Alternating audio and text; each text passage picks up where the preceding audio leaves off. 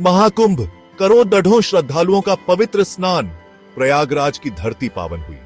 गंगा, यमुना और सरस्वती के संगम पर आस्था का सैलाब उमड़ पड़ा। हर हर महादेव के जयकारों से वातावरण गूंज उठा।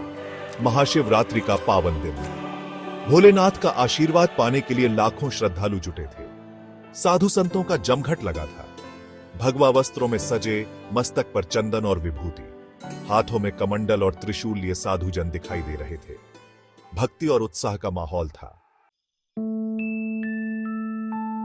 भीड़ में एक नाग साधु अपनी भव्यता से अलग दिखाई दे रहा था। उनका शरीर भस्म से लिपटा हुआ था, जटाएं बिखरी हुई थीं, आंखें तेजस्वी और गंभीर थीं। हाथों में एक त्रिशूल था जो अलौकिक शक्ति का प्रतीक लग रहा था।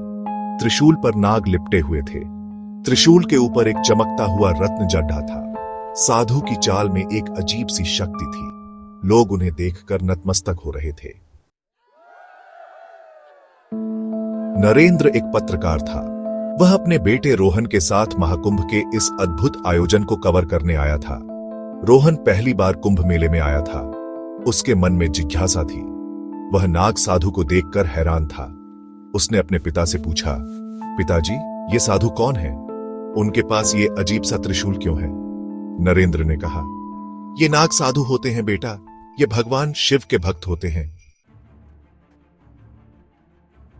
नाग साधु आगे बढ़ रहे थे। उनके त्रिशूल का रत्न तेज चमक रहा था। अचानक मौसम बदलने लगा। आसमान में काले बादल छा गए। तेज हवा चलने लगी। लोग डर गए। कुछ लोग इधर उधर भागने लगे। रोहन भी डर गया। उसने अपने पिता का हाथ थाम लिया। नरेंद्र ने उसे ढारहस बंधाया। हवा का तेज झोंका आया। धूल उड़ने लगी। लोग अपनी आंखें बंद करने लगे। नाग साधु के त्रिशूल से एक तेज रोशनी निकली। रोशनी इतनी तेज थी कि कुछ देर के लिए सब अंधेरा छा गया। जब लोगों ने अपनी आंखें खोली तो देखा कि नाग साधु गायब हो चुके थे। सब हैरान थे। लोग तरह तरह की बातें करने लगे। कुछ लोग कह रहे थे कि नाग साधु भगवान शिव का ही रूप थे। कुछ लोग कह रहे थे कि वे चमत्कारी शक्तियों के मालिक थे। रोहन भी हैरान था।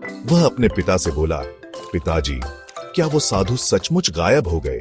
क्या वो जादूगर थे? नरेंद्र ने कहा, बेटा, ये दुनिया रहस्यों से भरी है। हमारे समझ से परे भी बहुत कुछ है।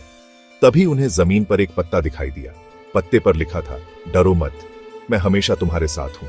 नरेंद्र समझ गया कि यह संदेश नाग साधु का है। उसने पत्ता उठा लिया। उसके मन में श्रद्धा और विश्वास का भाव जागृत हुआ। मौसम साफ हो गया था। धूप खिल गई थी। लोगों ने फिर से स्नान करना शुरू कर दिया। रोहन के मन में नाग साधु की छवि बस गई थी। उसे विश्वास हो गया था कि इस दुनिया में चमत्कार होते हैं। महाकुंभ का यह अनुभव उसके जीवन में हमेशा के लिए अंकित हो गया।